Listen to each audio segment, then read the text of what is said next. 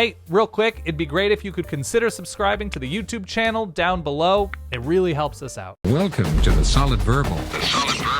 And now, Dan and Ty. Dan Rubenstein, welcome back.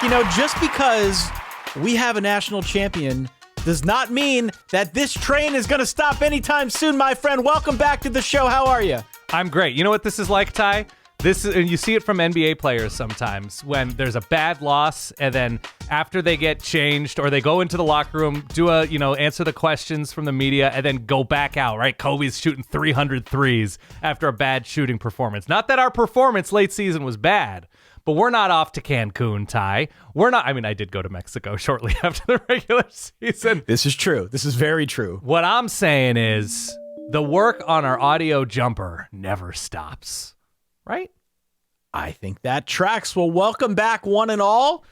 We've had, 48 hours or something to digest Indiana? Yep. Winning the national championship. Congratulations to the Hoosiers fans out there. I know a bunch of new listeners found the show here over the last few weeks. So welcome aboard. Hope you hang with us all throughout the offseason. We will continue doing 2 episodes per week as we have for many years on end now. Yeah. We've got all sorts of big plans this offseason, how we're going to keep you up to speed as college football fans, hopefully give you something you can take with you to the water cooler or amongst your group of friends, your group chats, whatever you're into.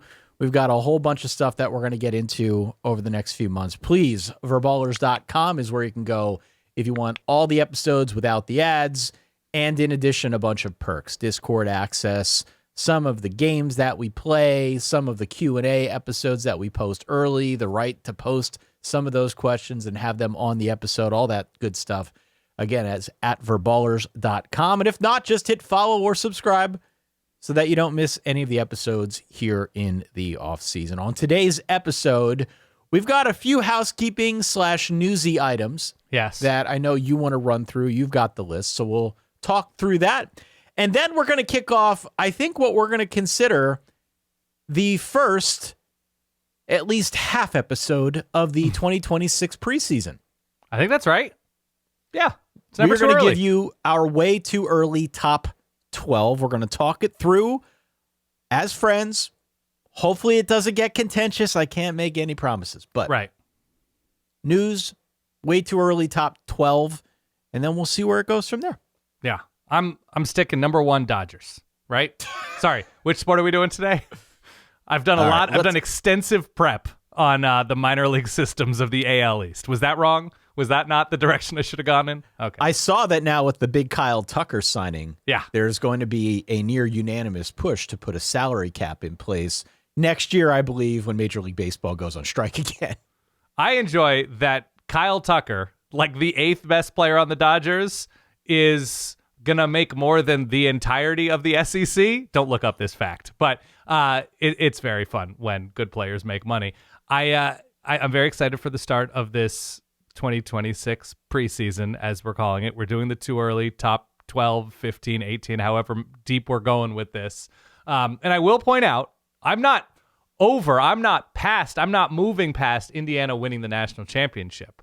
But it was very prescient. I believe you said I travel first class now in the Indiana fan reaction, which, by the way, I haven't witnessed my team win a national championship. So who am I to judge? Who are we to judge? Neither one of our teams has won a college football playoff national championship.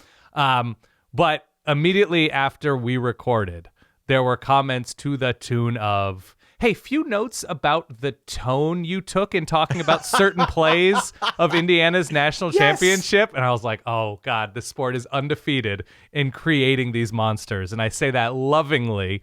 It is lovingly. Yes, the Indiana fans were like, so felt like you should have spent more time on this series? Or like, oh, God, it was great. It was perfect. No notes. I would say welcome to the club, but I am not a member of the club of fans who have witnessed their team win a college football playoff national championship. So please tell me how the snacks and drinks are in that club. I'm desperate to learn. Let's get to some of that news, Dan. Yes. The voice is still recovering from doing the near 4-hour live stream on Monday night. And then handing it right off to our live stream where we did the reaction for about an hour. Ty, Still a little raspy. you're just not built different. You are built similarly, Ty.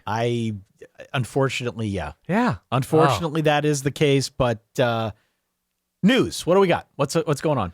Well, the deadline is passed for early draft declarations. Obviously, the portal declarations is sort of a moving target, as now Indiana and Miami players have another couple days, I believe, to make their intentions known about entering the portal. Most notably, Alberto Mendoza entered his name the morning after the national championship. Obviously, with Josh Hoover transferring to Indiana, it does not seem that he will be competing in earnest for that starting quarterback job in Bloomington. And all indications are that he is going to be heading to Atlanta to play for Georgia Tech. And there, I suppose, new look offense with Buster Faulkner moving on to Florida. Jordan Seaton is still out there, a huge name, the left tackle for Colorado, spent some time in Baton Rouge, reportedly. It looked like Dan Lanning and Alik Terry, the offensive line coach for Oregon, met with him in Atlanta. So that looks like an LSU-Oregon battle, Oregon needing to replace both starting tackles from this past season. Damon Wilson from Mizzou, prior to that Georgia, is thought of to be a Miami lean and visiting Miami, and certainly Miami now has more time, as does Indiana, to look at how they're going to fill out their portal roster. And Miami, and you'll have information on this, looking to figure out who's going to start at quarterback next season. And they are hoping it's Darian Mensah from Duke, but there appears to be a roadblock or three. If you look at Miami's current roster, their current roster of quarterbacks, I believe there is exactly one passing attempt worth of experience. Right, because Emory Williams entered, One singular passing attempt from Luke Nickel. Okay. 0 for 1. So look, this is going to be one of those things that I think we're going to unfortunately be forced to talk about. We don't generally like to cover the legalese here on this show because people's eyes glaze over. Hopefully they don't drive off the road, but can't make any promises. The story is this: Darian Mensah, very good quarterback, formerly of Tulane, this past season at Duke, had a very good year, won an ACC championship. Yes. Mensah had re-upped with Duke, or at least had it in his agreement that he would not leave. There were certain constraints that he signed on to. Mensah decided he was going to announce that he's going in the transfer portal. This, of course, kicked off an enormous avalanche. Everybody with an opinion had something to say about Mensah potentially going in the portal. It was no secret that that landing spot would likely be Miami. Right. I have not seen, nor do I know if anybody has officially seen what the actual contract looks like at this point. Maybe it's out there. Maybe I just didn't see it, given everything that's been going on over these last 72 hours or so. But what it amounts to now is Duke is suing Darian Mensah. They are suing Mensah, claiming he breached a multi-year NIL contract that supposedly runs through December of 2026. He did so, of course, as they say, by entering the transfer portal. They are seeking an injunction to prevent him from transferring to another school, which again seems like it's going to be Miami. Right. And licensing his NIL rights to somebody else. Because again, that was part of the contract. A judge ruled on Tuesday that Duke must allow Mensah to enter the portal, though there is litigation now regarding his ability to sign a new NIL deal somewhere else. Mm-hmm. So this is where it gets a little bit gray, right? You obviously can't keep somebody there against their will. If he wants to go to school and do the whole withdrawal and go elsewhere thing, that's kind of one path that we have seen as of late. But there is the whole NIL component to this, which is obviously the main reason you would want to leave. Of course. I would think, right? Duke is arguing, again, breach of contract. And they're saying that the deal grants them exclusive rights to his NIL for both higher education and football. And that means he can't license it to Miami or, again, whoever else. They're also claiming that if they lose him, it would cause irreparable harm. Stuff that money can't fix, right? Especially given the difficulty, this late in the game of trying to replace a star quarterback via the transfer portal. I understand how you might make that case. to comply with the NCAA's rules, Duke is also asserting that the payments were for exclusive NIL rights and it did not hinge on his on-field performance, right? So it's not necessarily a pay-to-play thing. That might be one of the counter arguments here against them. This was just some sort of exclusivity agreement with Mensah. That is Duke's side of this. On Mensah's side of this, he's going to argue that enrollment is voluntary, that the university cannot block him from transferring. Mm-hmm. They're going to argue that Duke is bypassing an arbitration clause in the contract by taking this directly to court. Interesting. Yeah. And bigger picture, this is one of those types of cases, Dan, that highlights that murky legalese, that legal ground in between being employees and not being employees. This is not an employment contract. Right. This is not an employment contract. An NIL rights contract. Yeah. So what they will argue, I'm not a lawyer, I just play one on the podcast. Mm-hmm. What I've read that they will argue is that, hey man, I'm just a student. Yeah, student athlete. I'm not a employee. Another you guy. Can't restrict my movement. Right. So we'll see. A lot's going to come of this. And of course, everybody in the universe with an opinion on NIL and the transfer portal and the sanctity of the sport. And, you know, I've heard all the words at this point. I've been reading about this for a couple days now. This is one of those cases, though, love it or hate it, that is absolutely going to have far-reaching ramifications depending on how it goes. Right. So for as little as I think we want to dive into the whole legal side of where we're at in 2026 college football, this is just something to kind of pin up on the board and come back to at some point, because before long we'll probably get some closure on this one and it will impact things. It will impact things. This is one of those cases that, look, it probably needs to go before a court to get some clarity on how these things go down. So he's going to end up on that front. He's going to end up at Miami one way or another, sort of the way that Xavier Lucas and things got sort of heated between Wisconsin and Miami. And he might just say, I'm going to transfer to the University of Miami as a student, and then they'll figure out the NIL stuff, whatever, down the line. Right. He will end up at Miami.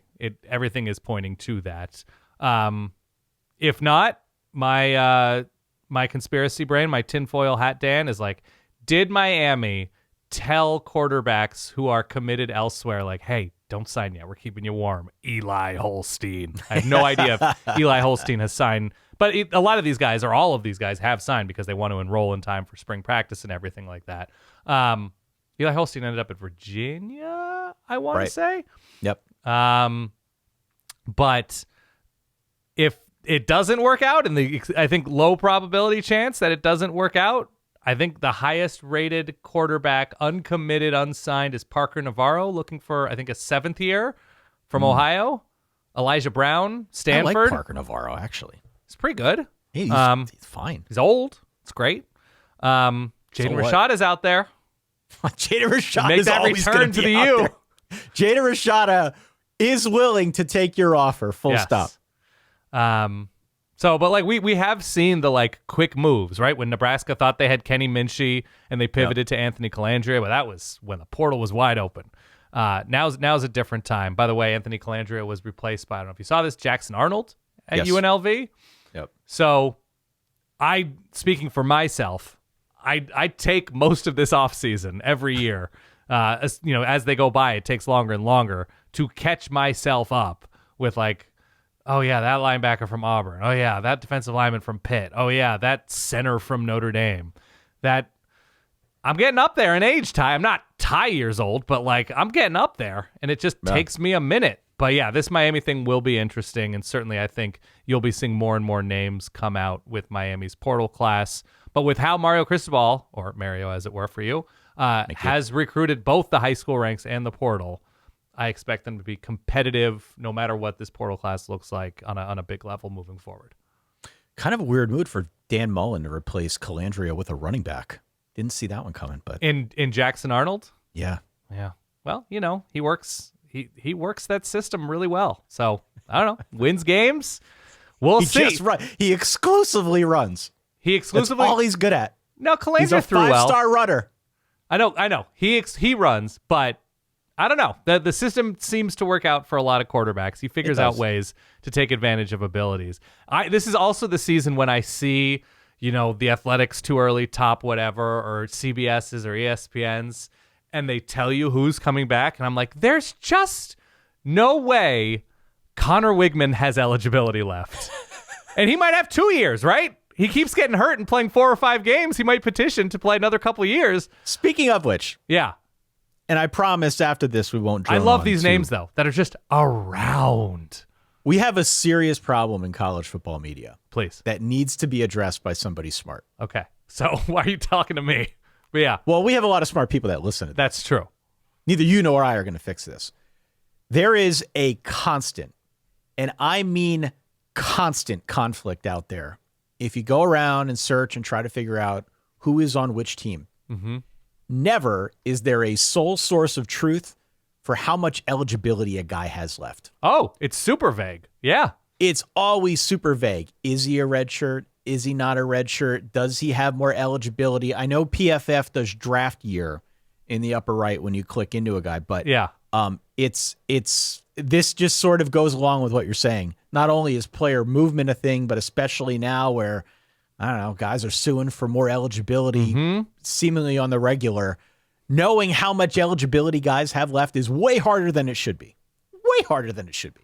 It's also, the lawsuit thing of not just where they're going to play, but like, how do you fully talk about Ole Miss's 2026 when you don't know Trinidad Chambliss' status? Or who else is petitioning right now? Chandler Morris, is that still active? No, Chandler Morris got rejected. He was denied. Okay. Yeah, Chandler Morris got rejected. He's officially done. But yes, there is that element to all of this. And then you have, I think it's Notre Dame, right? Technically, Notre Dame doesn't consider players to be like red shirt, whatever. They're just a second-year player if they're not a redshirt freshman, even if they didn't play their first season. And then at the end of their careers, they evaluate whether or not they'll get another year or not. There's a couple schools like that as well. And I'm just not that bright, Ty. Let's put our cards on the table. It's tough for me to follow along. Man, we got a lot going on here for sure. It's true. To say the absolute very least. I think that does it for right now in the news. We will obviously keep you apprised of this whole Mensah situation because I think it's going to be one of those deals that is very meaningful. Yeah, we have draft declarations. We do. Early declarations. Okay. I think your team in Notre Dame lost a couple offensive linemen early and Jeremiah Love. What year is Jadarian Price done, or does he have another? No, Jadarian Price and Love are both going pro. Okay, Price is going pro too, but Price has... Oh, yeah. He announced as well. So 2 running backs, 2 offensive linemen. Oregon lost Kenyon Sadiq, who could be one of the first couple tight ends off the board, and Dylan Thieneman. C.J. Allen from Georgia. Ty Simpson was a big one. There were stories about, him at least weighing the option and opportunity of, and maybe Miami, maybe Oregon, who Tennessee, of taking $6.5 million to transfer. The Clemson early declarations are, Avian Terrell, no surprise, and Peter Woods. Antonio Williams declared, so Clemson gets a couple guys back that are of a huge level. TJ Parker declared, Caden Proctor at Alabama, who had been anchoring that line. Carnell Tate at Ohio State, Genesis Smith at Arizona, who was awesome and anchored that defense for the return of the Desert Swarm. Very quiet. In that state, Jordan Tyson as well. I think he's considered to be top 5-10 pick or something like that. Yeah. A lot of talk of him going to the Giants at 5. Interesting. How do you feel about that? I think he's too injury prone. I'd rather take Tate. Okay, fair enough. That's just me. Texas A&M down Casey Concepcion, who was sort of an all-purpose weapon, both as a returner and a receiver. Down, I want to say a couple offensive linemen, or at least a linebacker and an offensive lineman. Texas got hit hard. Jack Endry is the tight end. Anthony Hill. I mean, these are all worthwhile. They're going to be drafted pretty high. Malik Muhammad at Texas. So a lot of big names, and it'll be interesting to see how well those holes are plugged. But the big one was Dante Moore coming back. I don't think Fernando Mendoza has said anything official, but he's expected to take off. Yes, I would think so. Yeah, I mean they bring in Hoover in, so I think it's an indication, a signal as you're going to find. Yeah. Well, look, Miami needs a quarterback. Fernando Mendoza's from Miami. Oh my God. Can you imagine? If he truly doesn't want to live in Las Vegas and make they would $10 million. They would drive up there in a panel van filled with $20 million and drop it on his front step to try and bring him down to Miami. They would take anybody if they could. Yeah. At this point, if it falls through with Mensah. Yeah, I think Mendoza's going to be a Raider. Yeah. But those are some of the early declarations. And by the way, not as many early declarations as we've seen. One of the other, I think, knock-on effects of the ability to pay players. When you're talking about $5 million, $6 million for starting quarterbacks, it's not just the quarterback position, even though they're the ones that get most of the press. These power positions that we're used to talking about at the pro level, be it edge rushers, left tackles, basically that extends to the college game as well. Those guys are able to make some bank, and it is allowing some of them to stick around a little bit longer. So, yeah, I mean, the idea of making money while improving draft stock obviously is quite attractive. It's not a bad move. Honestly, it's not a bad move at all. The other school hit particularly hard, understandably so, with how well they've recruited, developed, and won is Ohio State. Caleb Downs and Carnell we will Tate. talk about that. Max Clare, I want to say. Caden McDonald was confirmed. It's a whole list of people. I got them all here, man. Huge names. Yep. Yeah. All right. We, again, will make sure that you are kept up to speed with what is going down here with the Mensah situation and with all things college football news. But why don't we start off the 2026 preseason, Dan? I'm ready.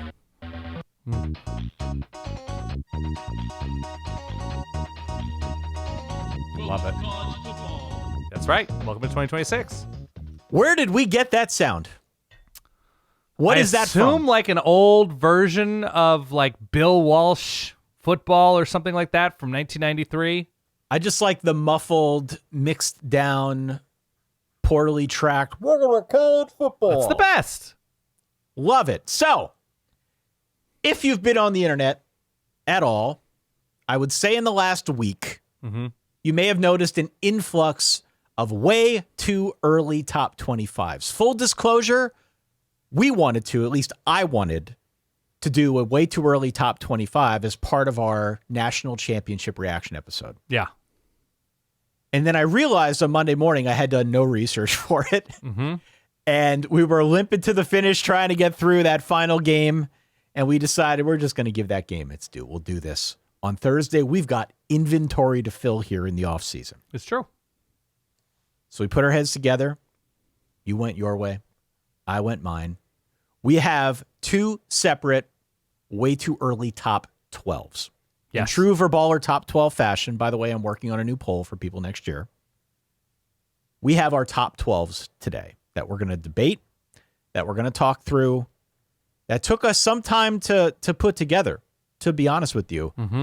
I am curious what your process was for doing this because, of course, it's impossible. Preseason rankings in general are impossible. And it's especially true when you're doing it in January. So how did you go about concocting this list? Were you looking at other top 25s and comparing notes and reacting to those? Or were you going and digging into individual teams and rosters and schedules and things? Like what was the mix for you?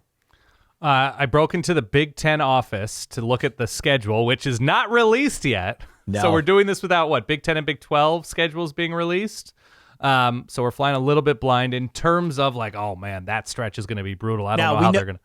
We know who they're playing. We know who is playing whom, but we do not know when those games are occurring. Correct. We do not know when buys are happening. We do not know when a team has 3 just monstrous games in a row in November or something like that. So we don't have the full context of the roads ahead for the Big Ten and Big 12.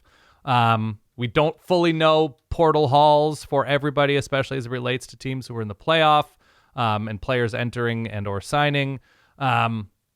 There's a lot, and look, we have early signing day in the past, and we have regular signing day coming up in like 2 weeks from today, I want to say. So many signing days. So then we'll see what happens so many with signing days. Just pick one, man. We have NFL coaching carousel happening right now. So we could have a situation where a coordinator is making a move up to become a position coach or something in the NFL, or a head coach out of nowhere decides to become a coordinator like Jeff Hafley did at Boston College, going to the Packers, who's now, is he a head coach in the NFL? Dolphins. Dolphins. He took the Dolphins job. That's unbelievable. Like 3 years ago, Boston College was a mess under Jeff Hafley, and he was like, "This is not for me," and did a good job, I think, laundering his acumen and reputation as the Packers defensive coordinator, and is now a head coach. So there's movement yet to happen, which is what I say right after my Thanksgiving meal, and we are ready to, with I guess the assistance of knowing who's returning, knowing what these teams did in the portal, knowing a lot of coaching moves, and just a nose for vibes, Ty, because that really is what it all comes down to with these too early top whatever lists. I mean, listen, take this with a grain of salt, as if it even needs to be said, but take this with a grain of salt and grant us, please, I beg of you, a little bit of grace with this. No, I say no grace. No grace? Okay, we're choosing to do this. We are choosing to do this. But I was going to say, if we miss a name. Oh, that stuff. Yes. That stuff. Give us a little bit of wiggle room on that front, because this is very much a moving target. Most of the websites aren't even up. Shout out to my guy over at puntandrally.com who actually has been working to try and pull all this stuff together. It's a great resource. Go and check out his fine work. But it's, to the earlier point, it's not just right now anyway about who has eligibility. It is actually seeing a screen that has all of the team's players in one spot. Right. So it was tough. I went through, I asked myself first and foremost about all of these teams, do I trust the coach? Mm-hmm. Do I trust the coach? What's the coaching situation? Is it a new situation? What's the coordinator situation? I tend to start there when I do an exercise like this. Secondly, functioning quarterback. Keyword functioning. How do I feel about the quarterback? Yep. Agree. Then it's the status of the lines. Offensive, defensive line. We just saw Miami make the national championship due in no small part because of its offensive and defensive prowess along the lines. Mm-hmm. So I want to know about the lines. And then schedule.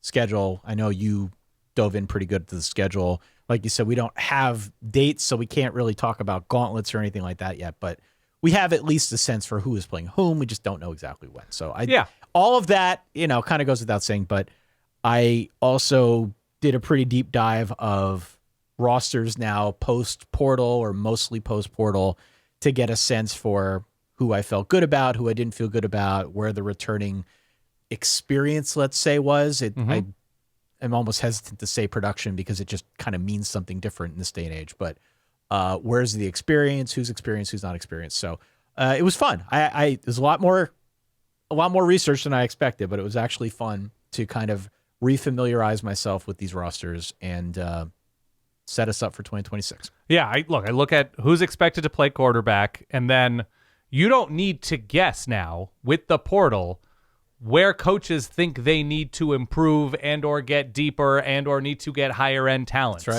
That's right. The coaches are telling you, the GMs are telling you, these programs are telling you, we are desperate for linebackers. We are desperate for receiving pop. We are desperate for a new quarterback. We are desperate for offensive linemen. And the numbers and, if somebody makes a move for a high-level player, that doesn't seem like that would be the type of school to spend, like, oh, they must be super desperate. They are paying a premium, something like that.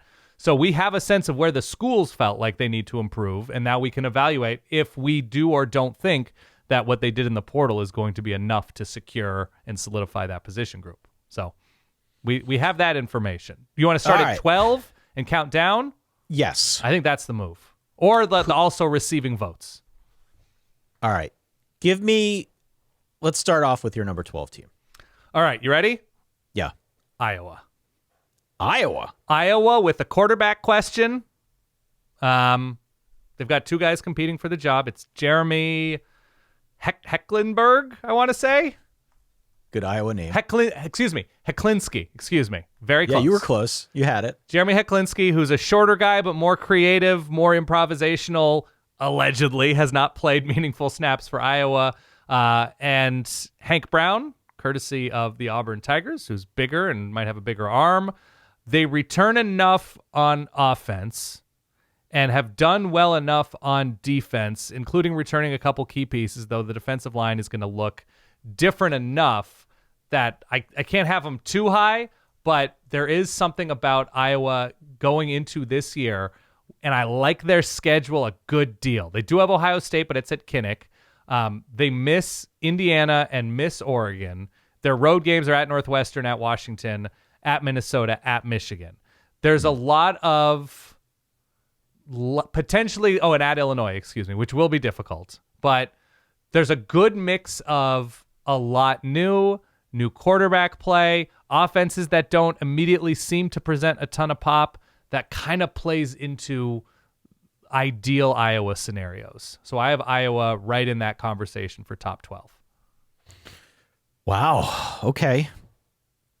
Do you have them lower? Are they in your top 12 or top 16 or 18 or whatever? No. Okay. No. They would be in my top 20, I would say. Top 25 for sure. Cyhawk is at home with a new coach. I like that.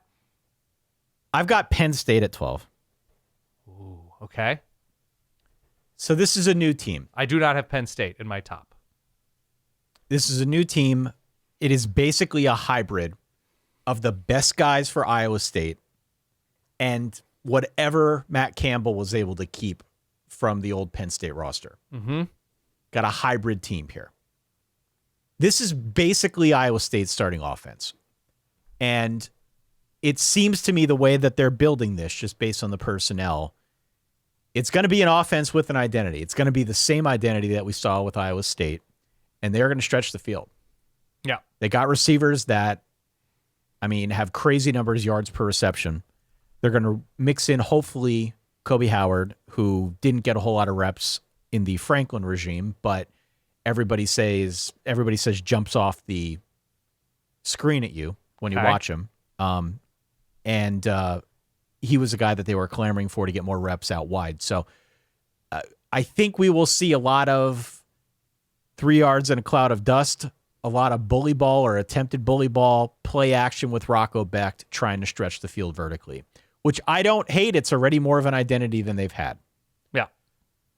Okay. Weirdly, the question for me is talent both in the front of the defense and the back of the defense. I'm not used to asking that question about Penn State because defense has been so much of a mainstay in State College.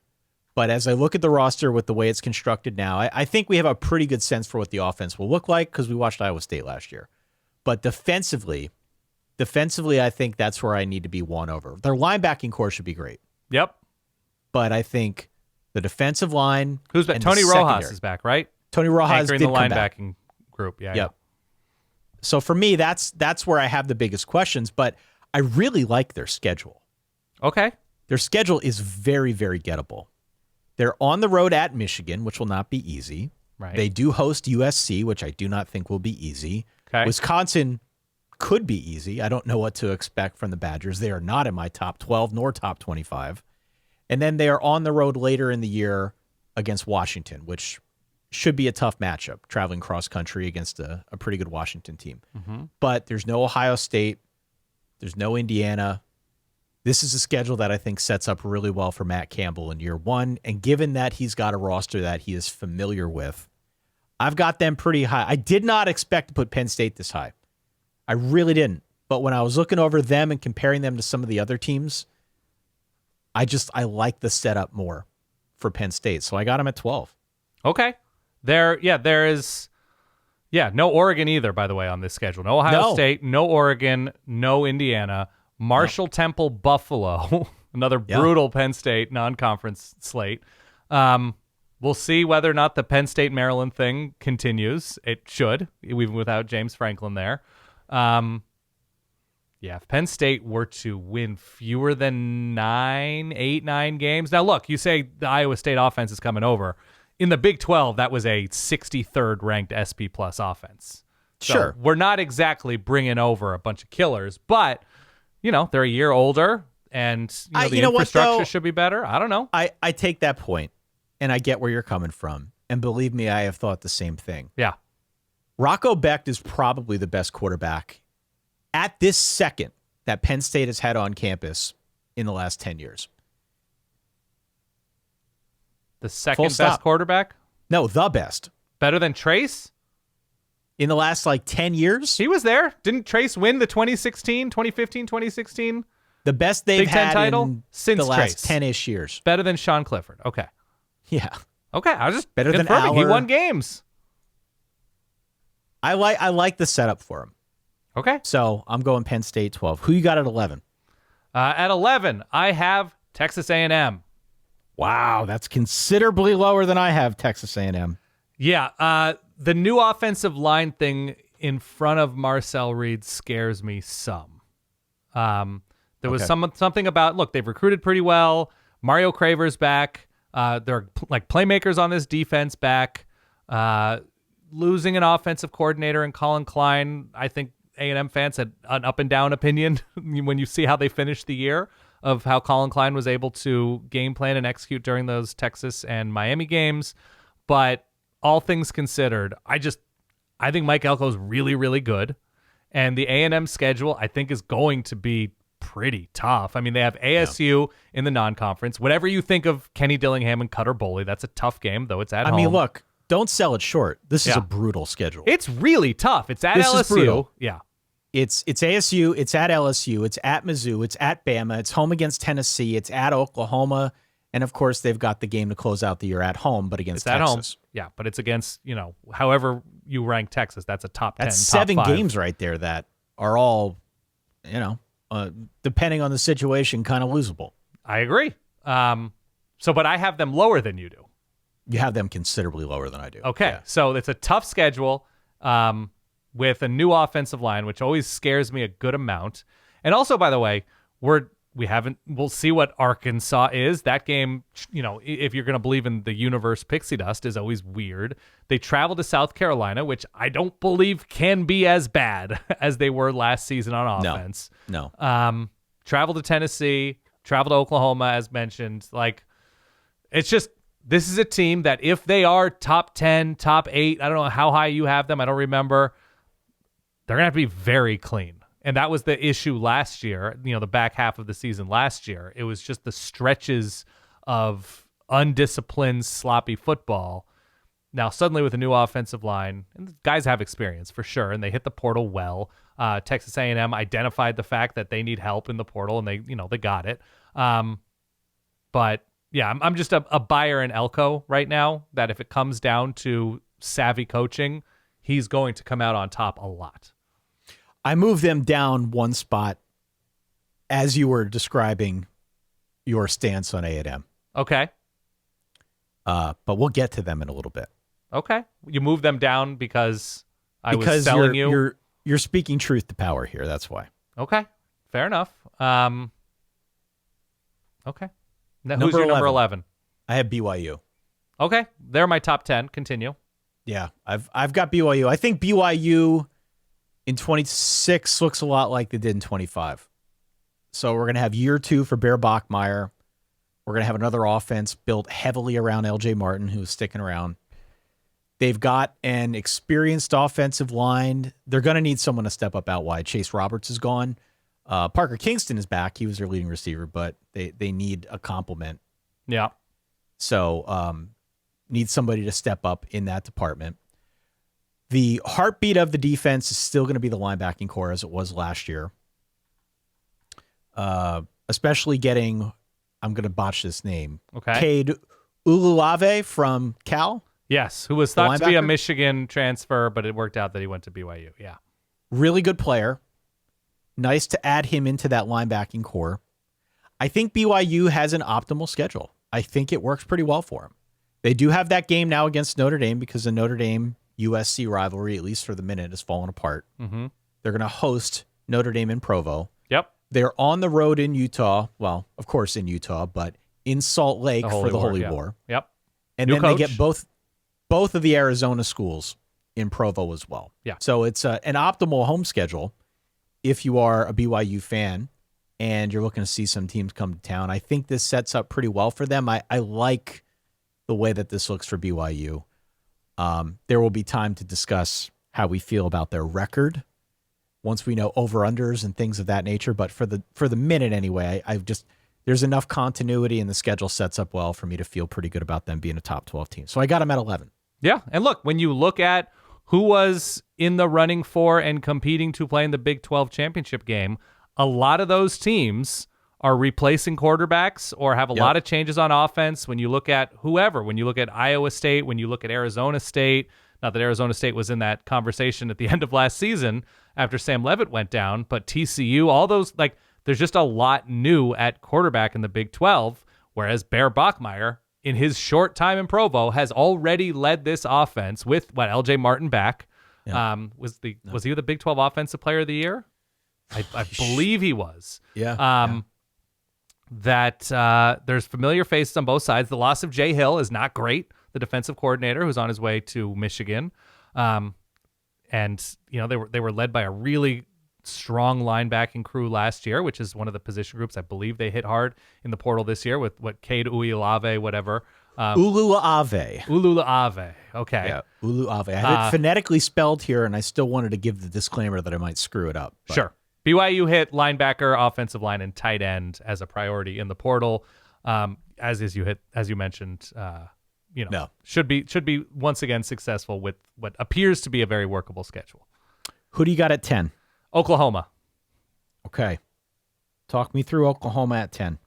Tough schedule once again, but if their starting point is returning the guys that return on all three levels of this defense, returning quarterback who I wasn't crazy about, John Mateer in year one, I expect somewhat of a jump as he gets more comfortable against SEC competition with another full off season to really unpack what went right and what went wrong for Oklahoma, that they were able to win games against good teams without much in the way of an explosive offense tells me that this is an offense that should improve in year two. Was it Ben Arbuckle, the offensive coordinator in Norman?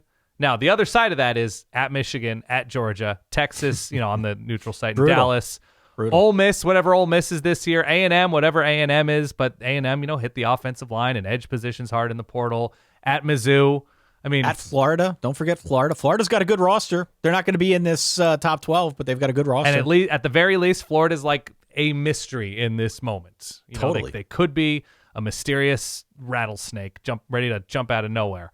But there is something about the returning guys for Oklahoma, and I think they're going to be well coached. I'm thinking good things for Oklahoma once again, that this will be a walk before you can jog type year, getting into the playoff without much pop on offense. To me, I'm going to spin in a positive way. Yeah, I have Oklahoma a little bit higher, okay. And I could talk about that in a second, but I think you're right. The defense is, again, going to be a wall, an absolute wall. By the way, I really like Cole Sullivan, the linebacker that they got from Michigan. I think that was a nice pickup by Brent Venables, but you're right. John Mateer is back. Isaiah Satania is back. I like what they did in the portal at receiver with Trell Harris, the guy from Virginia, Parker Livingstone, who came up from Texas. There's not a lot of depth, not a lot of returning production behind them. Right. And I think my sticking point on Oklahoma, again, we're recording this in late January, so a lot can change. I'm really TBD at this point as to whether or not they got better as a run blocking unit. And that's what's holding me back. We talked about it all year. This was John Mateer or bust. They didn't really run the ball that effectively. It was whatever Mateer could do. I don't know if that line got better enough in order to facilitate a better ground game, which I think is imperative in the SEC. You just can't put it all on John Mateer. But at least on the defensive side of the ball, they certainly didn't get any worse. So there's, I think, a pretty high floor. And look, the focus on tight end, I think, will be important because they like to play the bigger sets, and they couldn't really run last year even with the bigger sets. So hopefully, making some changes there with guys coming in, there's something there. Hopefully, for the sake of Oklahoma, I think there's a Tennessee transfer who came in at tight end who I think is reasonably well regarded, and Hayden Hansen from Florida coming in. So they're adding bodies there to hopefully beef up the look on offense to be able to control clock, ground, defensive fronts a little bit better. So yeah, that's where I have Oklahoma in my top 10. Jack Van Dorselaar. There you go. Love that name. Yeah. All right. 6'5", 236, big dude. All right. Who do you have? My number 10 is LSU. Okay, so you are immediately in on the Lane Kiffin era as a playoff team, right? That's what you're saying. As a playoff caliber team. Sam Leavitt, LSU, Lane Kiffin, Big transfers on both sides of the ball. So, look, LSU is a top portal team. Mm-hmm. They're a top portal team. Look at what they did. I love what they did on offense at quarterback. I think Sam Levitt absolutely fits the system. I love what they did at the skill positions. Not crazy about their offensive line. Like their tackle, Weston Davis, technically a returning starter, young player, graded out horribly in year one. That's okay. Year one. Still very young. A lot of room to grow. But even some of the experience is inexperienced. Okay? Sure. There's just not a whole lot of depth there. So I think he made the roster better. He obviously brought in a ton of guys. I think it was 38 by the time all was said and done. 39 with today's. With 39 with today's. Okay, yeah. It's still going up. You got to be careful here. But love what he did at the skill positions. Not necessarily crazy about the line. Reserve the right to change my mind later on in the summer. Defensively, up front, it's a lot more about potential than production. Sort of like the opposite of Kurt Cignetti. I would like to see a little bit before I fully commit to the bit here with LSU. Yeah. On that defensive front. But the back seven looks like a collection of transfers that are really solid against both the run and the pass. So they're versatile on the back end of that defense, but up front to me is where I think I have the biggest question marks. The schedule, open up the year with Clemson. Clemson not on this list anywhere. Buddy, they're September. Even though Clemson's not on the list, they're opening the season with Clemson, Louisiana Tech, at Ole Miss to start their SEC slate. Great. Wow. Texas A&M to finish out September. So 3 of 4 extremely talented teams. We'll see what that actually means, but that's the beginning of the Lane Kiffin era. They've also got Alabama, Texas, and a road tilt against Tennessee on this schedule. So it will not be easy for Lane Kiffin in year one at LSU. He's got good talent in place. I think LSU will have a fine year. But at this early stage, a couple questions for me. I've got him at 10. Did you see the story of why Lane Kiffin, the specific advice he got from Nick Saban? Nick Saban said, "You'll regret not taking it. It's the best job in America." And Nick Saban has last coached in Baton Rouge 23 years ago or whatever. Not that he doesn't know about how the job is at LSU from coaching at Alabama for a long time. I just also think it's interesting. But has his work cut out for him, but LSU will remain a huge destination in the sport. And you're not wrong about the skill talent. There, Trey Wilson coming in from Florida, Jace Brown. There's a ton of experience they're really solid. To go with the potential. There's a lot of experience. There's a decent amount of production. Guys with some injury issues, whatever, looking to finish out their career strong on a huge stage. And look, if Sam Levitt can stay healthy, and he's coming back from pretty serious injury, they immediately become pretty much as dangerous as anybody in the SEC with a healthy Sam Levitt. So, all right. My number 9 team was Oklahoma. We already talked about Oklahoma. I won't. Yeah, mine was BYU. Yeah. Much longer about that. Okay, you have BYU. So since I talk anything to add on the BYU front, I think we hit Oklahoma pretty well already. But that takes us then to number 8 for you, Dan. Who do you got at 8? I have Miami. So Miami, at time of recording, we think they're going to have a really, really good national quarterback in Darian Mensah. We think. We're not positive yet. We know they're going to have Mark Fletcher. We know they're going to have a young but very encouraging back half of that defense. We know they're going to have the most exciting young receiver because now Jeremiah Smith is technically an upperclassman in Malachi Toney. He's the most exciting and versatile young receiver in the game. Yep. Especially since he is very young, just as a human. And we know that there are going to be growing pains to some extent on both the offensive and defensive lines. Miami's schedule is pretty incredible. It's pretty great. It really is. They should be favored in 11 of 12 games, I think. They're at Clemson, whatever that means by the time they play. But they have Pitt and Florida State at home, and they're on the road against Notre Dame, against whom they were, 3 points better than at home. Right. With a national championship caliber team, they were 3 points better than Notre Dame. So I think Miami's in a great place. We'll see how, they have, one of, if not the top offensive lineman coming in from the high school ranks in Jackson Cantwell. They're going to develop offensive linemen. They should have at the very least, a productive offense given the pieces that return and or are added to the team via portal. And we're not even positive what the upper end of this talent and this roster is going to look like because the portal haul is not complete for Miami. Right. So just continuity, proof of concept, vision executed. I don't think I can put Miami in the top 5 quite yet because there are those line questions on both sides, but I think the questions will be answered pretty quickly. It's just Ruben Bain and Akeem Mesidor were absolute maniacs. Well, that's it. They're just maniacs. As I said earlier, for me, it was a question of lines. I looked at lines almost immediately after looking at coaches. And the offensive line is one starter back. The defensive line loses both Bain and Mesidor. Mm-hmm. Though they did get Jarquez Carter from Ohio State in the portal, which I think will help. I like that Definitely. move. But they're extremely inexperienced at linebacker. And it just looks to me like they're going to be very gettable in the front seven. Very gettable in the front seven. And this is all separate from who's playing quarterback. Do we know who we think we know? But will they slip on a banana peel with that move and end up with somebody else? We'll see. I've got Miami at 13 on mine. Okay. I think Miami's got a ton of talent. I'm just a little bit put off by what they look like along the lines. To your point, it's a very workable schedule. Still probably the best team in the ACC. My hunch is that we'll get answers to that stuff relatively soon. So I'm not writing them off completely. That's why I got them in the top 13. I just wasn't ready to move them inside the top 12. Do you know when they play Louisville and SMU? Are you going to tell me? 2027. They don't have to play Louisville, nor do they have to play SMU this year.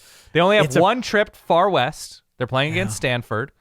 I don't know. I think it should work out pretty nicely schedule-wise for Miami. They can't screw up against Pitt or Boston College or something like that, but barring something, some sort of crazy lapse, I think they should be pretty competitive.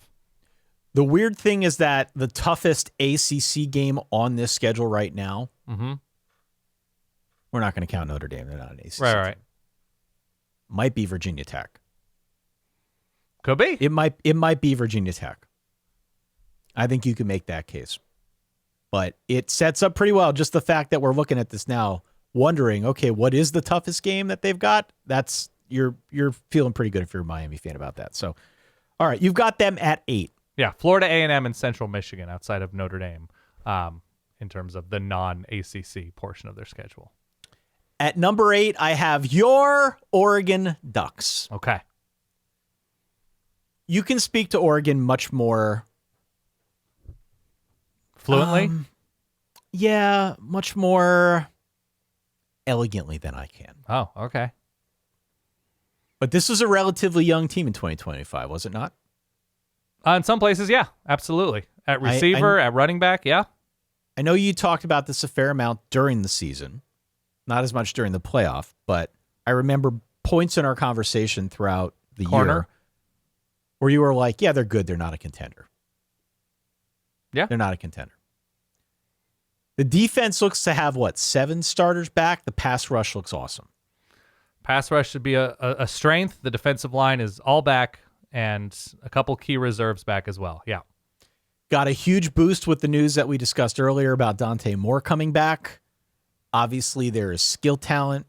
There are some young running backs who will be back and hopefully healthy. DeCorian Moore out wide. Here is my issue. Tell me if you think that this is valid or not. Willing to listen. Losses along the offensive line. Sure. Will Stein obviously leaving for Kentucky. Mm-hmm. What is the identity of this offense in 2026? Oh, it should be relatively similar. So they've promoted their tight ends coach, Drew Maringer, which, his aptitude and ability is TBD as an offensive coordinator. And it's also TBD if they're going to hire a dedicated quarterbacks coach or, they haven't backfilled the loss of Will Stein yet. It'll be a very similar offense, right? It'll revolve around Dante Moore. It'll revolve around speed and Jamari Johnson at tight end and a deep group of running backs that return. So I don't think they're going to be doing anything different. They're not going to reinvent the wheel. Hopefully it's a better version and a cleaner version of how the season ended offensively against Texas Tech and Indiana. But this should be a probable top 5 offense in America.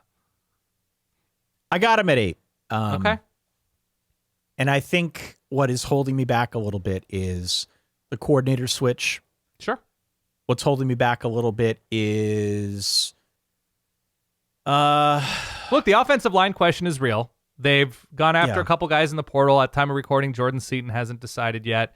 Oregon was a finalist for his services coming out of high school. They have a Yale tackle who could step in. They had a tackle last year who stepped in I think pretty cleanly when Isaiah World, the left tackle, went down against USC. So there's experience here, and they've recruited very well along the offensive line. So there won't be a lack of talent. It's just a little bit of lack of experience along the offensive line. I got him at 8. Okay. Let's leave it there. I got him at 8. Yeah. I think your question should be more about maybe depth on the defensive line. They lost a lot there. Linebacker, they lose a very productive Bryce Betcher, and just the high-level talent at linebacker is sort of unclear. That seemed to be a portal position of need that they didn't hit. But, yeah, with the amount returning and with what they did in the portal on defense, especially to plug those holes, I think 8 is low. Okay. Who you got at 7? At 7, I have Texas, which is lower than everybody. What seems to be the case when you look at these too earlies. I've got Texas at 1. I know you do. Yeah. Why do you have them all the way down at 7? They haven't succeeded on a high level consistently under Steve Sarkisian. Now with expectations, I am never a huge, let's get the band back together kind of guy, Will Muschamp returning to Texas. I understand why they made that move because it was a disappointing year on really both sides of the ball for Texas, all things considered, and how well they've recruited and developed guys at certain positions. I didn't love that they weren't able to find consistent receiving play last year, consistent offensive line play last year, consistent quarterback play last year, that the secondary, beat up at times, obviously, took a step back, that the quarterback of this defense, Anthony Hill, is, off to now greener pastures in the NFL. It's a little bit too revolving a door for me without the proven consistent results. I understand the upside in Texas is very high. I understand Arch Manning with another offseason as the guy. Maybe he gets into a better rhythm. Now Cam Coleman bringing in a guy who can take the top off of a defense at his very best, I think is crazy enticing. When he catches the ball. He catches the ball, I think he will catch the ball. They lose a good amount to the portal, gain a good amount. I think Rasheem Biles is a really strong addition at linebacker. There's a lot to like about this Texas team. But the schedule being what it is, they're hosting Ohio State, right? They host Ohio State, yeah. Very early. It's a tough schedule. Either Oklahoma or Texas is always going to have a loss on their schedule. That's quick math from me, Ty, in case you're wondering. That was good. I think they have the potential to be really, really strong. I just listen to Texas fans, right? When in doubt, go to the source. And Texas fans are still like, I don't know. It feels good to beat Texas A&M. I don't know. And so I think I'm going to go with them as good, but not convincingly great. Yeah. I mean, I look at Texas, I say it's 12 starters back-ish from the 25 team. As many as 7 starters came over in the portal. They were objectively a very good team in 2025. They may not have been a playoff team, but they were a good team. Sure. I just think it was the hype. The hype was 1 year too early for Arch Manning in this squad. After his concussion, he was a different quarterback. He was one of the best in the country. But it took a minute until he settled in, until he became himself, until he started making quicker decisions back there. The problem for Texas was that they had a one-dimensional offense, and they couldn't run the ball. Right. And there was a problematic line that we knew about before the season, and we questioned, and we sort of hand-waved it a little bit. But it wasn't just that in the end. Also, the defense took a step back, particularly against the pass. Now Pete Kwiatkowski is out as DC. In steps our old buddy Will Muschamp for his second tour of duty in Austin. Yep. But as he said, he loses Anthony Hill, which is a big loss. Does have Colin Simmons. Good to have him back. I think ultimately they'll be fine on defense. I'm really interested in the upgrades on offense. Same. I love Hollywood Smothers at running back. I think he's a home run hitter. I like Rayleigh Brown. He's a tough runner. He had 1,100 yards for ASU. We talk about Cam Coleman. Cam Coleman was kind of like the crown jewel at wide receiver in the portal. The line is still an open question, though. Like, we can't hand wave it this year. The offensive line, to me, is still an open question.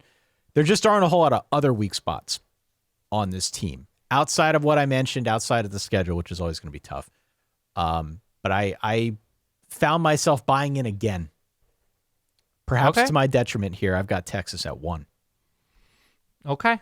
I see the upside. The upside is obvious.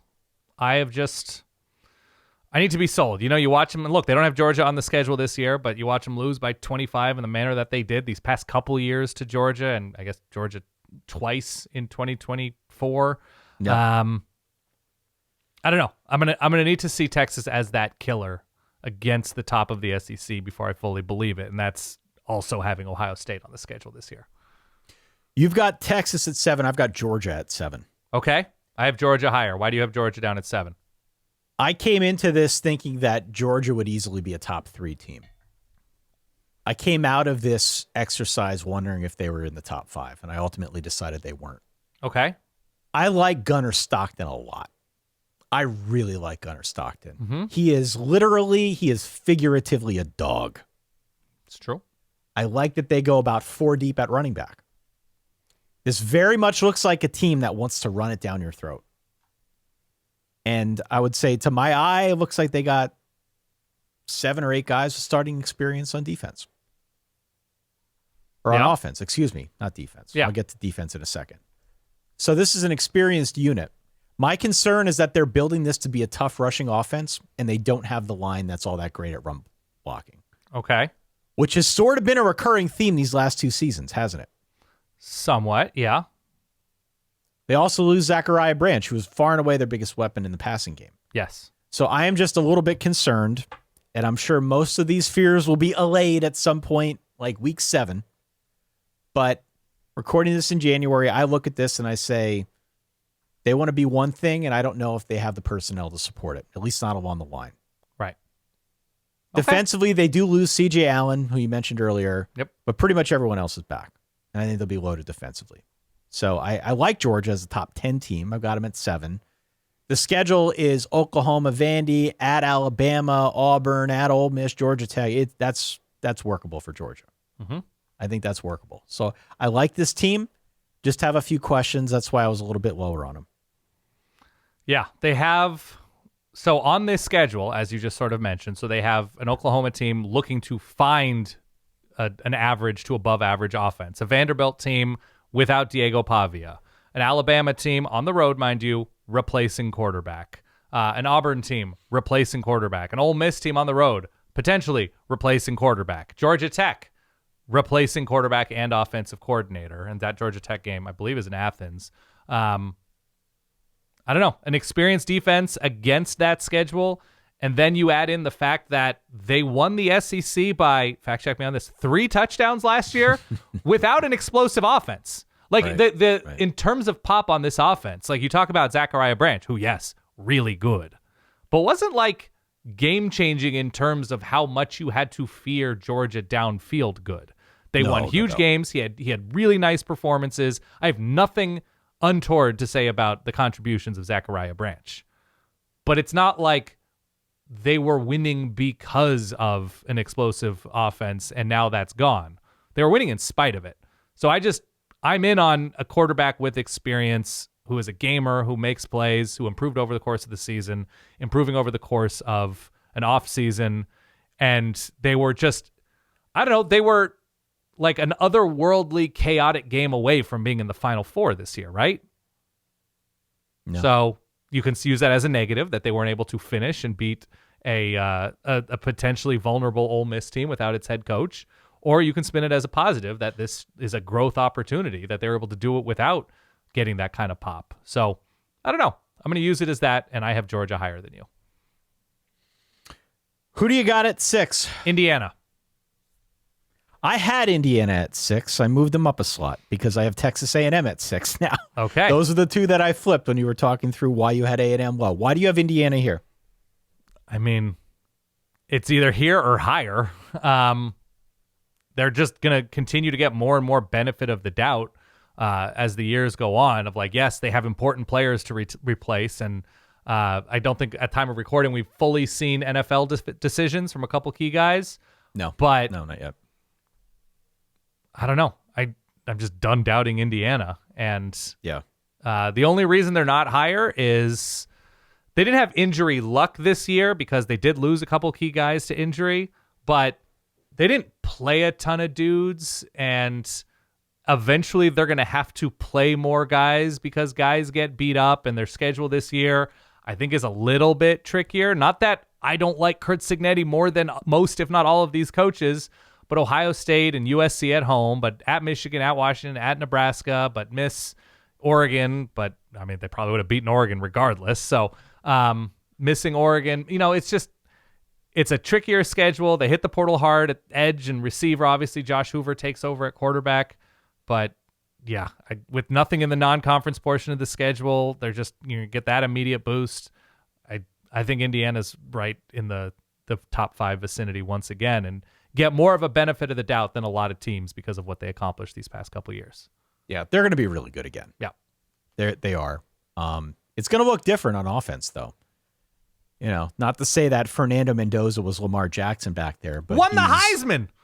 Well, he won the Heisman, but also he's more mobile than Josh Hoover. Yep. Josh Hoover, who, of course, initially wanted to go to Indiana, but then ended up at TCU, is now back at Indiana at long last. Both Omar Cooper Jr. and Charlie Becker are back. They've added Nick Marsh. Yeah. Who is a very much in-demand wide receiver, especially at Notre Dame, from Michigan State. I think it'll be a prolific passing offense, but also a very quietly balanced attack that goes about 3 deep at running back. Bring over Turbo Richard from Boston College, shorter dude who's kind of like a bowling ball, really good in space. I think they did a really good job in the transfer portal. I do think the line on defense takes a small step back. They look gettable to me on the ground if you can get to the perimeter. But this is going to be a really good secondary. All the corners are back. There's continuity at safety. We don't know on D'Angelo Pons, right? We don't know on D'Angelo Pons, right? But even still, they're going to have a ton of continuity in the secondary. It's going to take a very physical rushing team to beat Indiana, I would say, consistently. And there just aren't a whole lot of those in the schedule. There really aren't. Look, and if this team is, or if this program is the factory in training that we perceive it to be, you now have you have guys from 2 years ago and last year, high school guys coming in that are not being counted on right away with how hard they've hit the portal. That's right. That will be counted on and trusted more as rotation guys, if not starters, with their practice time in the system, that they'll be able to build depth upon, the transfer contributions. Absolutely. So I've got Indiana at 5. I have A&M at 6. Okay. On mine. And I don't need to rehash too much of the A&M conversation. The only thing that I'll add that I don't think you mentioned, they brought over Isaiah Horton from Bama out wide. So they lose Casey Concepcion. They bring over Isaiah Horton. It is not like for like, but it is a name. It is a player who's been productive. There are some losses along that line. They did work on that front. Yep. And I think at worst, they have really good options along their line. But as you mentioned earlier, it's definitely something worth keeping tabs on. But they bring back Tarian York. I really like Ray Coney. Okay. The linebacker transfer they brought over in the portal from Tulsa. He was really productive, had 128 tackles, really good all-around player. I like the edge dude. The edge dude from Northwestern, Anto Saka, productive. Yeah, for the Cats. I think they did a really good job in the portal, and I think Texas A&M is going to be loaded again. I think it's going to be a very, very good team. The schedule, though, is mind-bogglingly brutal. Really, really difficult. I don't know if I see them making it through that unscathed. Well, there's also just like the Ashanti Marcel Reed question. True. With how he finished out the season against the toughest of their competition in a year where they did not necessarily have the toughest competition. No. But he gets a full offseason as the dude once again. Like, it's not unfair to expect more improvement from this passing attack, and what he offers with his legs in addition to that is monstrous at its best. So I get the optimism. Okay. So I already said I have Indiana at 5. Who do you have at 5? Texas Tech. Okay. Top 5 Texas Tech, man. Top 5. It's a great schedule. The schedule's awesome. They, as expected, hit the portal hard. They spent, and good for them. Everybody should be as aggressive as Texas Tech is in team building, especially on the road. The schedule's awesome. You know, they went. Can I stop you for a second? Please do. Texas Tech should go 12-0 against this. Okay, the only reason they should go 12-0 against this, I would pump the brakes, is their defensive line was so special last year. So we're just not dealing with the same team. It could be very special once again because that is the focus of their portaling once again. But I'm just saying, right, to sort of say 12-0 in a power conference is saying, well, they've got answers everywhere and they're going to be locked in and they're going to go, if they're going 12-0, then my math tells me you have them going 23-1 in 2 years. No. That's a lot to ask for. Okay. I got them 12-0. I do. I don't think they're necessarily a better team than some of the squads I am putting them in front of. But they might not be that far off. And the schedule is there. It sets up perfectly. Right. They look loaded to me. They look loaded. They've got one of the best schedules in America for a top 10 caliber team. Mm-hmm. I think it's an upgrade at quarterback. I am not fully on board with whatever they're paying Brendan Sorsby. I like Brendan Sorsby. He had a nice year. I'm not going to throw all of my chips into the center of the table for Brendan Sorsby. I need to see this work before I'm willing to fully commit. But I still think maybe an upgrade at quarterback, given his mobility. Yeah. They're probably going to be better at running back another year with their 2 guys that they trotted out there this year. Mm-hmm. Maybe a small step back at wideout, but still very, very good. Good lines on both sides of the ball. I still think they'll be a beast against the run. They'll be solid against the pass. But to your point, it hurts to lose David Bailey and Romello Height and Jacob Rodriguez. Yeah, of course. These are big-time contributors. My sense is that losing J-Rod will get a little bit easier to deal with because they bring down Austin Romaine from Kansas State, who is not exactly like for like, but another one of these all-purpose linebackers that kind of does it all. And Ben Roberts is back, yeah. And Ben Roberts is back, who, of course, was huge. I got him at 3. I got Texas Tech all the way up at 3. Okay. We disagree. Who do you got at 4? Oregon. Ooh. Yeah. Oregon has a pretty workable non-conference schedule. We went over the roster. It's Boise, it's new look Oklahoma State with Drew Mestemaker and Eric Morris and Caleb Hawkins, guys like that. So they're games in Stillwater, right? Games in Stillwater at T. Boone Pickens Stadium. Early in the year. It's Maddox Madsen and Boise coming in. They were a pretty good team this year in the Mountain West. They're coming to Eugene. They're going to Ohio State and they're going to USC. Those won't be easy, but there's no Jacoby. Jacoby Lane and Mekhi Lemon for USC. USC making changes on defense in terms of coordinator and, some big losses, but hitting the portal once again. Ohio State's going to be new look on defense, but they should still be very good there. A little less obvious pop on offense. Should still be a very good offensive team, returning Jeremiah Smith and Julian Sain and Bo Jackson. I think Oregon's in a really good place. They have number 1 upside. But when you watch a team lose by 30 in the Final Four, you'd like to see how they perform against the best of the sport before saying, yeah, I have them number 1 or I have them number 2. Maybe I'm a victim of the last 2 weeks, but I'm pumping the brakes on Oregon as a national title contender, even with Dante Moore returning. If you were to blindly tell me facts about Oregon, but not tell me who the team was, and say, like, look, they have a super productive, high caliber NFL-like talent at quarterback returning for his 4th year in college, a ton of production at running back and at wide receiver and tight end, and bringing back an entire productive defensive line and huge upside at corner and safety and hitting the portal really well, you'd probably say 1 or 2. At this point, the question is a January question with Oregon, and saying that, I feel good about them as 1 or 2 sort of ignores the past couple seasons. So I have it number 4, which is why I don't have Texas in the top 2. Yeah. The vibe is not there for me to say it's going to be different this time without seeing how they go through a schedule. I've got Notre Dame at 4. Okay. There are some very big questions about this team. I've got questions about running back after losing Jeremiah Love, Jadarian Price. Mm-hmm. I've got questions about wide receiver. I was hoping they would get Nick Marsh. Nick Marsh decided he wanted to go to Indiana, never made it on campus to visit South Bend. They do bring back Jordan Faison, Jaden Greathouse. Hopefully he's healthy. They brought over 2 guys from Ohio State, Quincy Porter, Mylan Graham. So they're banking on something of a youth movement out wide. Hopefully one of those guys pops. The cupboard is not bare, though. They're just going to need a few guys to step up. I think the fundamentals of this team otherwise are very, very solid. Their offensive line should be very good. Their defense looks absolutely loaded. Oh, by the way, CJ Carr is the early Heisman favorite at 8-1 right now. Is he number 1? I thought I saw Arch was at 6-1. I saw him at 8-1. I don't know Okay. what Arch was. Okay. But these odds move around 100 times. That's true.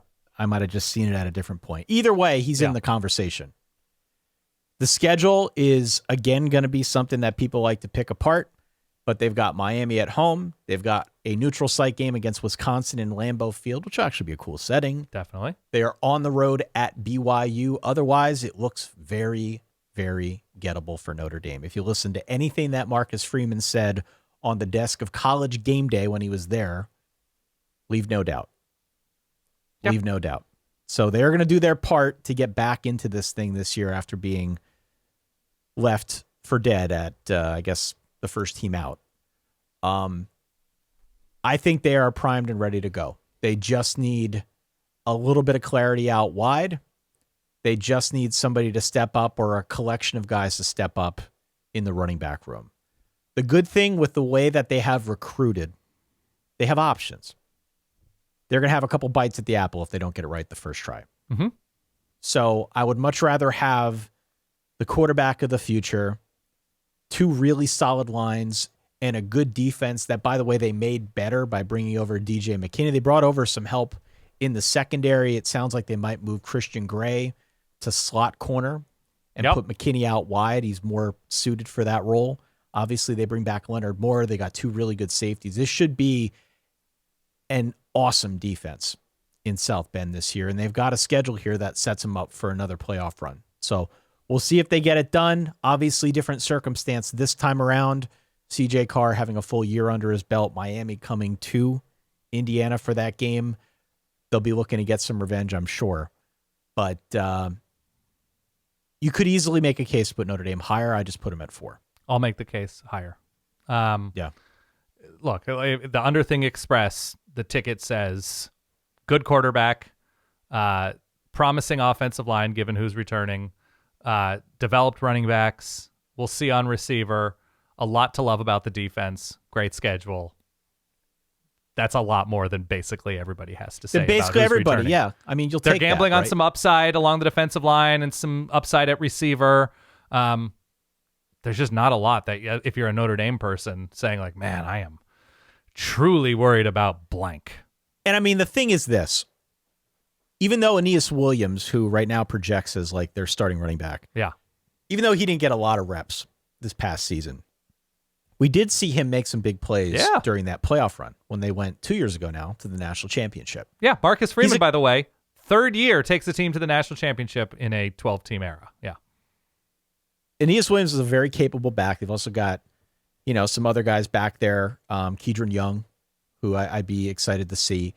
But like, even on the receiver side of this conversation, these guys aren't stiffs. Okay. This is not like the cupboard is fully bare and they don't have anybody and they're looking for options. They have plenty of options. They just need to sort it out and figure out who pops.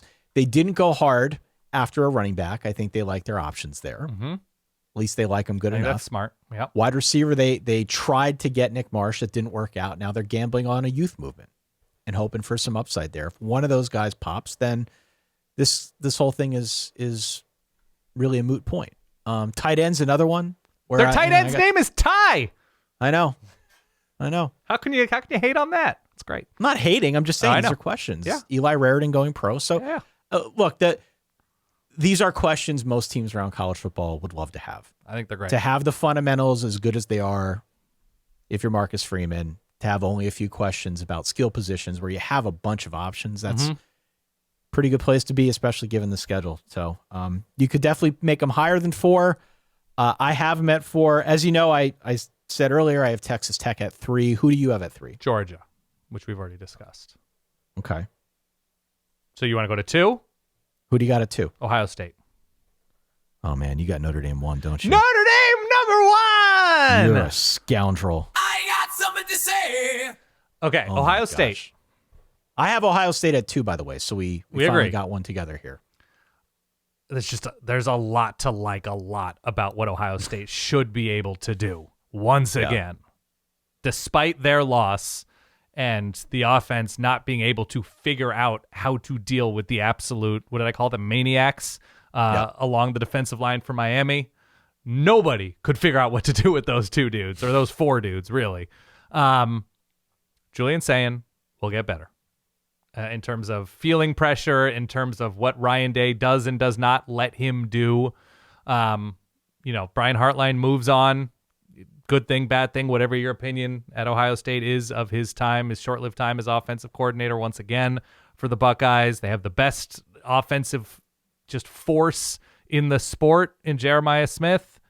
I think Bo Jackson will continue to grow at running back. They have to improve along the offensive line in those bigger spots. And we saw some struggles against Indiana and Miami, to say the least. They do replace a lot on defense on all 3 levels. It's Sonny Styles at linebacker. It's Sonny Styles, Arvell Reese, Caleb Reese. Downs, Katie McDonald, Davison Igbinosun, and there are others too. Yeah, right. I think they did well in the portal to backfill. They did. They lost a ton of depth. They lost 30-plus dudes to the portal. That's it. That's it's just so thing. much walking out, Right. Like I have no doubt that Ohio State's going to be able to attract really good talent, and they'll be fine. Mm-hmm. But it's just a lot. It's a lot walking out the door with all those guys. Right. It's who's stepping in, right? Who's replacing somebody like Carnell Tate moving on to the NFL, Max Clare moving on to the NFL.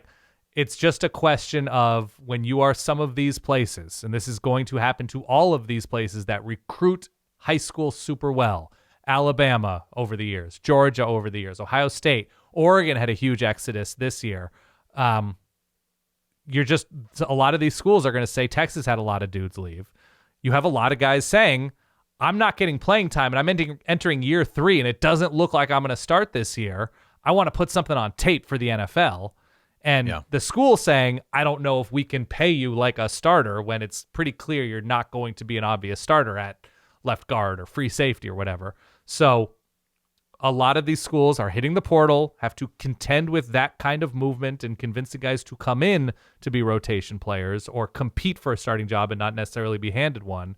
And Ohio State's one of those programs. But the guys who are obviously stars or stars in the making make this Ohio State team, which, yes, goes on the road and plays Texas this year. But otherwise, it's at Iowa, at Indiana, at USC, which is not easy. They host Oregon. And as mentioned, they hit the portal hard for, guys in the defensive backfield and along the defensive line. I just think their starting position is really nice. I mean, we're potentially looking at 20 guys with starting experience. Yeah. So there's a lot walking out, especially on defense, but you lose Carnell Tate, Max Clare as well. Both Quincy Porter and Mylan Graham, who I mentioned, go to ND in the portal. They're bringing over Devin McEwen, the receiver from UTSA, to go along with Jeremiah Smith and Brandon Innes out wide. I like that addition. Mm-hmm.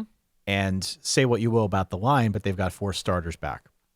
And hopefully there will be improvement, if only for Bo Jackson to take a big step forward. As we saw, they gave him more of the football later on in the year, and he answered the bell. I thought he was really good. So with all that, obviously Julian Sayin is coming back. He's going to be one of the early Heisman frontrunners as well. He should be. He had an incredible year in Columbus this year. So I'm bullish on Ohio State.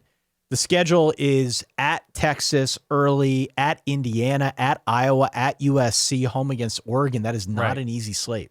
No. That is not an easy slate. And per my set of rankings here, it's 1 versus 2 very early. Yep. On the road at Texas this year. So I've got Texas at 1. I won't rehash that one.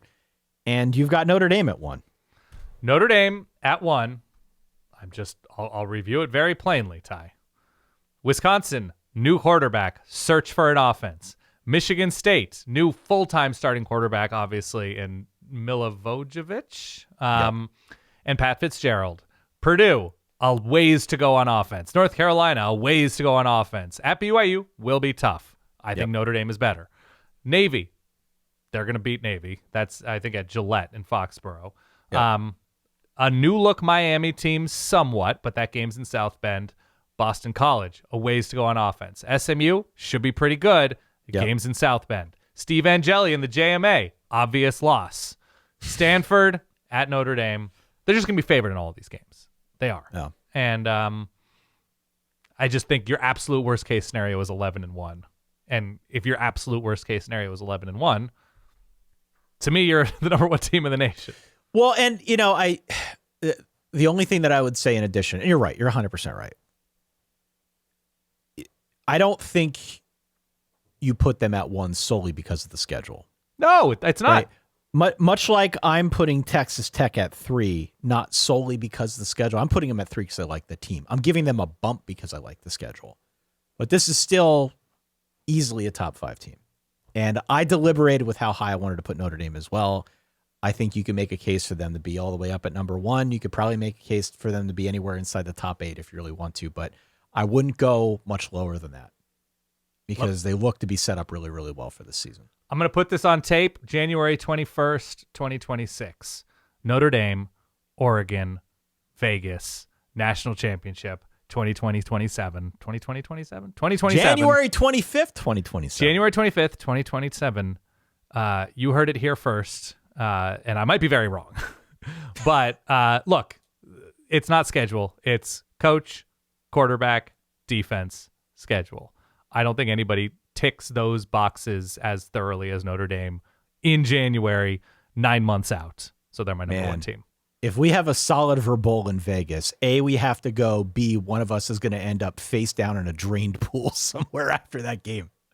I am such an early sleeper that I will be so well rested for that game. We'll have nice dinners at 5:30, Ty. Yeah. Oh, it'll be great. Manageable flight for me. Plenty of hotel rooms. Yep. It's ideal. So, yeah, they're my number 1 team in America. Weigh in, solidverbal@gmail.com. Leave a comment wherever you can. We would love to hear from you where we were right, where we were wrong, but more where we were right, please. Thank you very much. It's been a long season. Yes. If you have yet to do so, hit follow, hit subscribe so that you do not miss any of our episodes. And if you want to help us out here in the offseason, verballers.com.